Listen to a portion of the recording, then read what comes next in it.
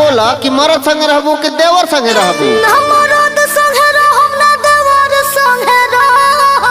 ए कनिया खुल के बोला, खुल के। अरे दिलवा का दर्द दैया बेस को, अरे दिलवा का दर्द दैया बेस को,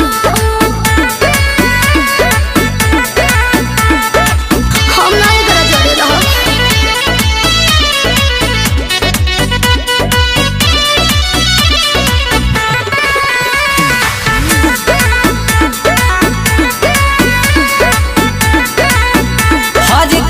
परेशानी बतावना, अच्छा झूठो के लफड़ा बढ़ावना।